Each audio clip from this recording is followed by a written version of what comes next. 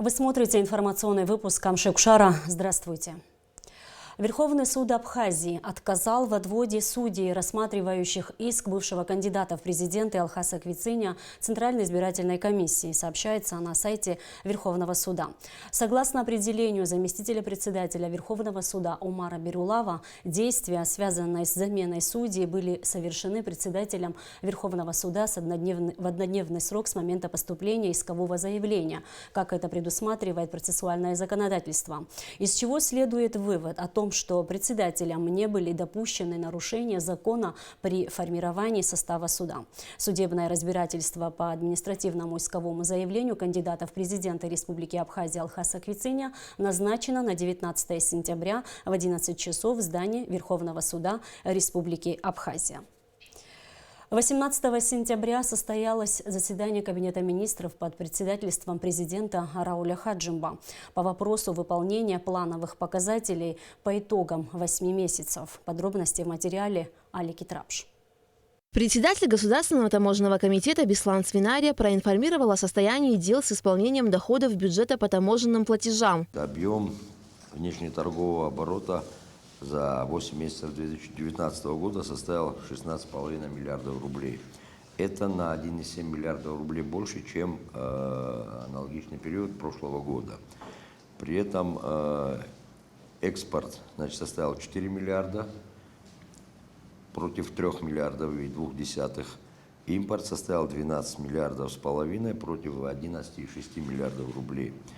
Рост по товарообороту в сравнении с прошлым годом составил 11,6%.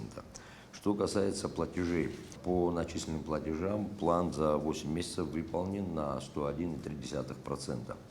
Если брать в разрезе платежей, то хотелось бы отметить, что за исключением таможенной пошлины по экспорту и НДС все остальные платежи перевыполнены.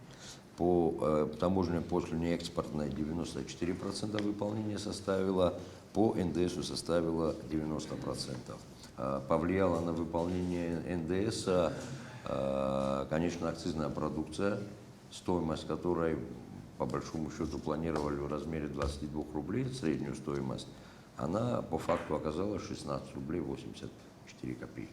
Заместитель министра по налогам и сборам Геннадий Ардзенба сообщил о том, что во всех районах, за исключением Гагарского и Гудаутского, плановые показатели выполнены. Он также выразил уверенность, что плановые показатели будут выполнены к концу текущего месяца. Министр финансов Джансух Нанба проинформировал участников заседания о показателях поступления в государственный бюджет. Поступило 6 миллиардов 74 миллиона рублей, что на 1 миллиард 56 миллионов рублей больше предыдущего года. В части собственных средств в 2019 году в государственный бюджет поступило 3 миллиарда 169 миллионов рублей, что больше на 266 миллионов рублей.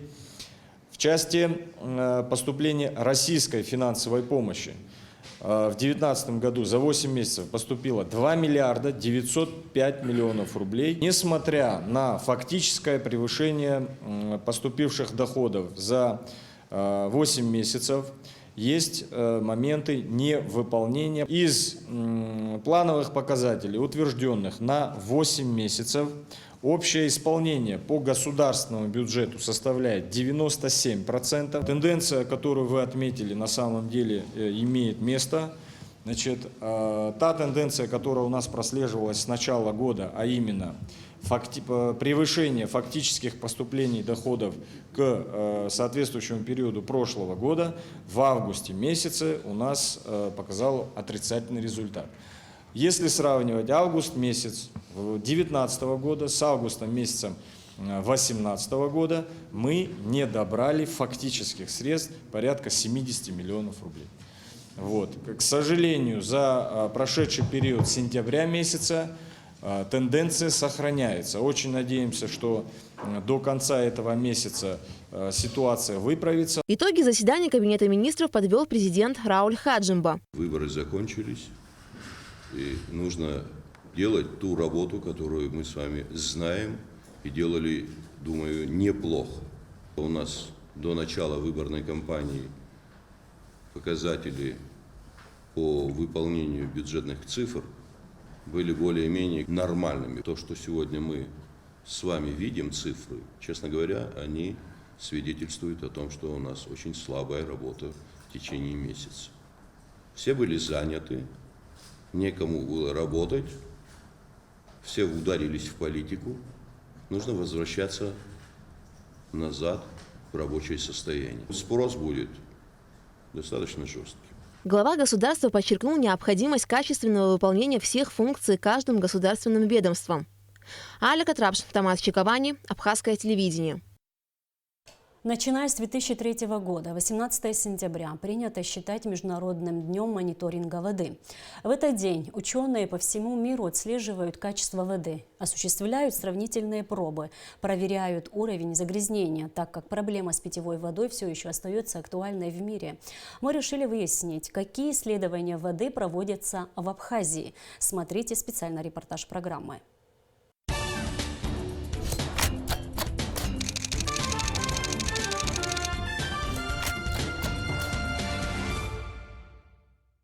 Абхазия расположена в природных условиях с хорошо развитой водной системой. Вода в горных озерах и реках чистая, насыщенная микроэлементами и полезными веществами, поэтому пить ее можно, совершенно не опасаясь за собственное здоровье. Однако специалисты-химики постоянно следят за качеством состава. К водным ресурсам необходимо осознанное отношение, ведь именно от чистоты воды во многом зависит жизнь людей. Благодаря постоянному мониторингу специалисты могут отслеживать различные изменения в составе. У нас проводится мониторинг всех вод, рек, речушек, озер наших.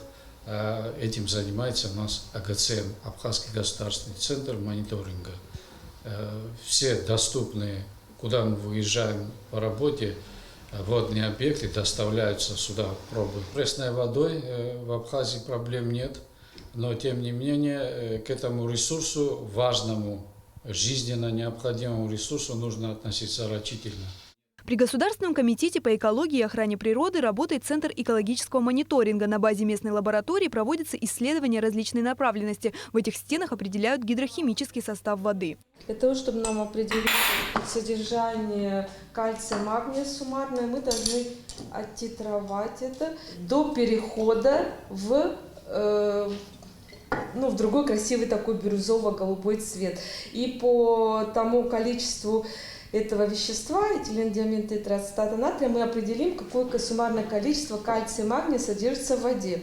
В лабораторию обращаются производители бутилизированной воды, а также владельцы самодельных скважин и колодцев. Очень чистая, хорошая вода, что касается это поверхностных источников, что питьевых источников, потому что у нас практически нет никакой промышленности, удобрения используются очень мало, и вот за всю нашу деятельность практически были единичные только случаи, где были выявлены превышение предельно допустимых концентраций по токсичным элементам касательно гидрохимии.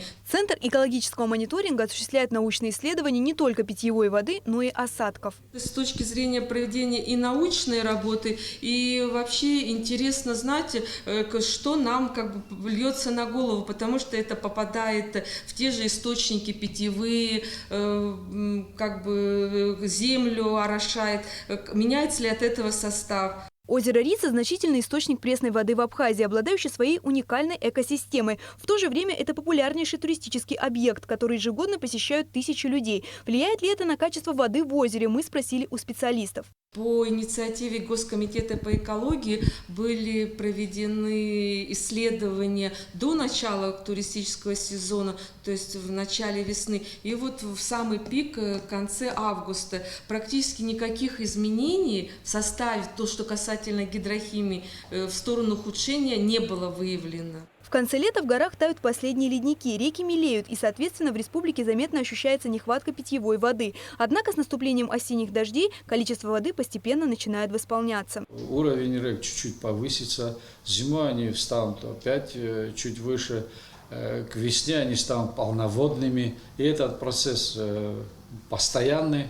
Процесс подачи воды в город достаточно сложный. Он осуществляется в несколько этапов. Водонасосная станция номер 4 питает большую часть столицы. Эта скважина пробурена на глубине около 35 метров. Вот с таких скважин вода подается в сборные резервуары этой насосной станции. Вот. И таких скважин именно на этой насосной станции сегодня работает 21 скважина. Чтобы очистить воду от бактерий, ее хлорируют с соблюдением установленных норм по специальной методике. Хлорирование происходит инжекторным способом. То есть вода под давлением, открывается контейнер, выставляется уровень хлора, и вода под давлением как бы вымывает этот хлор из контейнера в резервуары.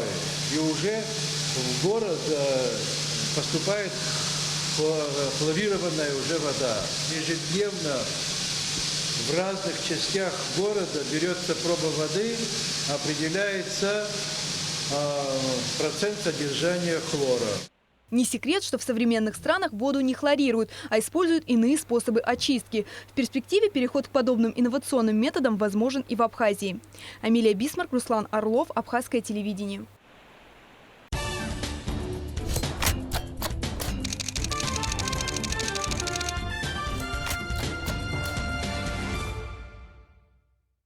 «23 сентября в Пицунде состоится ежегодный благотворительный концерт классической музыки, в котором примут участие 10 артистов.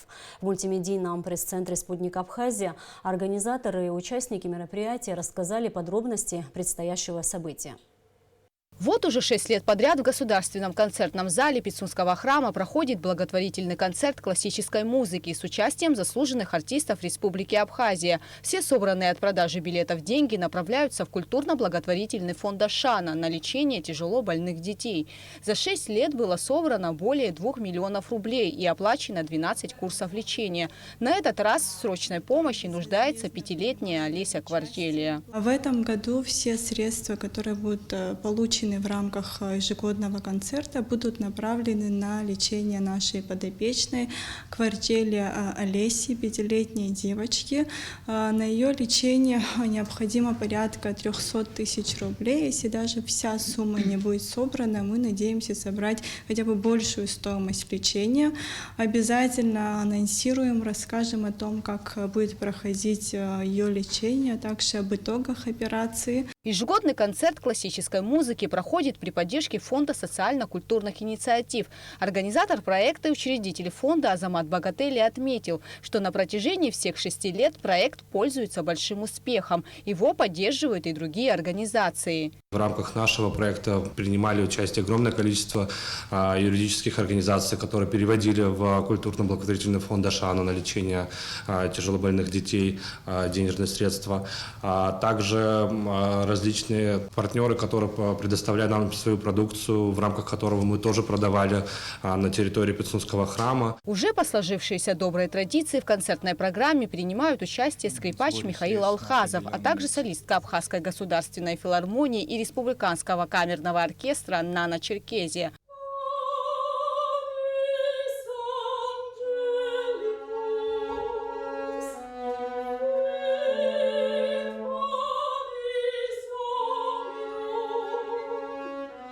Каждый раз выходить на сцену с осознанием того, что можно изменить жизнь ребенка, очень волнительно, отмечают артисты.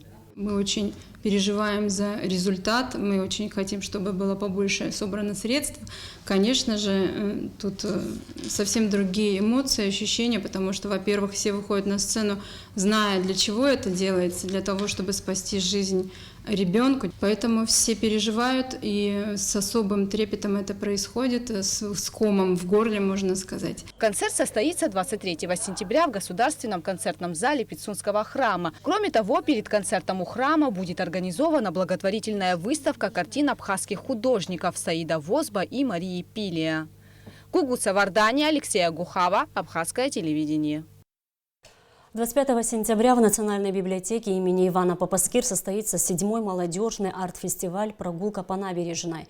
Зрители фестиваля смогут увидеть экспонаты государственных музеев, конкурсных выступлений, молодых поэтов, писателей, чтецов, дефиле мод, концертную программу с участием детских и молодежных творческих коллективов, а также исполнителей Абхазии. А 27 сентября в Москве в Российском институте стратегических исследований состоится открытие выставки абхазских художников, приуроченной к юбилею Союза художников Республики Абхазия. На выставке будут представлены работы в жанре живопись, графика, декоративно-прикладное искусство. Выставка состоится при поддержке Министерства культуры и охраны историко-культурного наследия и Союза художников Абхазии. По приглашению Российской гильдии пекарей и кондитеров члены ТПП Абхазии примут участие во Всемирном форуме по хлебопечению «Хлеб – это мир», который пройдет в Калужской области с 19 по 22 сентября. В рамках форума также пройдет Конгресс Международного союза пекарей и кондитеров, объединяющего около 40 национальных федераций пекарей. Помимо соревнований пекарей открытого Кубка России по хлебопечению, участников форума ждет насыщенная деловая программа. Семинары, конференции, круглые столы, мастер-классы и многое другое. Абхазскую делегацию возглавит начальник управления по работе с членами ТПП, предприятиями и общественными объединениями Кира Зекироглы. В Абхазии с гастролями находится театр юного зрителя Северной Осетии «Шаби». 16 сентября абхазский зритель увидел спектакль по мотивам нартского эпоса «Нарты и золотое яблоко». Еще один спектакль «Дочь солнца», который был показан на сцене Абхазского государственного драматического театра, был поставлен специально для гастролей в нашу страну. Репортаж Налы Ковы. Ребенок не мечтал, чтобы его любимые игрушки ожили и заговорили с ним, как в волшебной сказке. Именно такое волшебство к нам привез театр юного зрителя из Северной Осетии «Саби».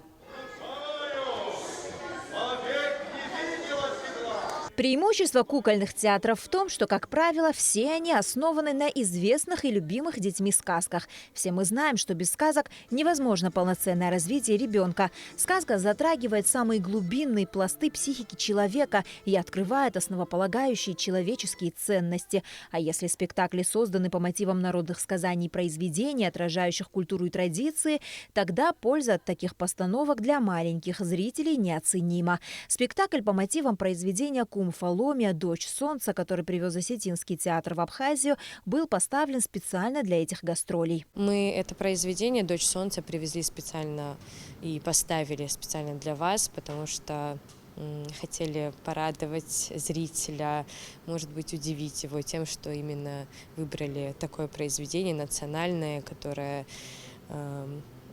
возвышает народ, которое говорит о нем, о его доблести, о его чести, о его дружном народе. Получилось так, что мы сегодня отыграли премьерный спектакль, а дома его еще не видели. То есть это была такая премьера. Наш осетинский зритель пока не видел это произведение.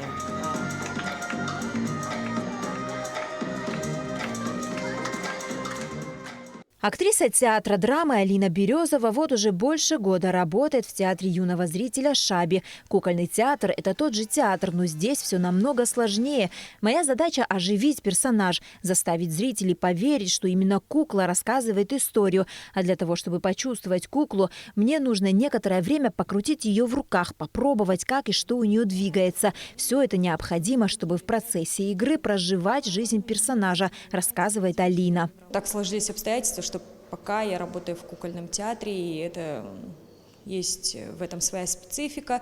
То есть мне как драматическому актеру, конечно, может быть, где-то там не хватает вечерних спектаклей. Но куклы отличаются особенностью в чем? В том, что ты должен работать и как актер, то есть все остается там, все, что касается школы актерской, и еще добавляется к тебе кукла. То есть ты должен взаимодействовать с куклой, с партнером, и в этом есть какая-то сложность своя, и я думаю, что не каждый может справиться с куклой. Актер театра и кино Марат Гудиев вот уже более 20 лет в профессии. 5 лет назад совершенно неожиданно для самого себя драматический актер увлекся кукольным театром и так в нем и остался. Просто пришел в театр к своему однокурснику, он тогда работал художественным руководителем, и просто пригласил меня поработать с ним, но на живой план. Мы потихоньку перешли уже на кукольный. Но это интересная работа очень, даже очень серьезная. Намного сложнее, чем, я так думаю, мое мнение, намного сложнее, чем драматическая игра. Осетинский театр юного актера приезжает в Абхазию с гастролями не в первый раз. Труппа выступает на сцене Абхазского государственного драматического театра в Сухуме. Также запланированы представления для учащихся школ и детских садов районов республики. Гастроли Осетинского театра юного зрителя продлятся до 20 сентября. За это время актеры также планируют выступить в городе Гудаута, а также в детских садах и школах столицы. На Алакове, Алексей Гухав, Абхазское телевидение. Ставший уже традиционным международный музыкальный фестиваль «Хиблагерзма» пройдет в Сухуме 20 октября на стадионе «Динамо». В концерте примут участие народная артистка Абхазии и России Хиблагерзма, народный артист Республики Башкортостан и Татарстана Ильдар Абдразаков, Государственный симфонический оркестр Республики Татарстан под управлением народного артиста России, дирижера Александра Сладковского и академический большой хор мастера хорового пения. А сейчас о погоде. По сообщению гидрометцентра, в Абхазии ожидается преимущественно ясная погода. Температура воздуха ночью плюс 12-17, днем плюс 22-27. Температура морской воды плюс 24 градуса.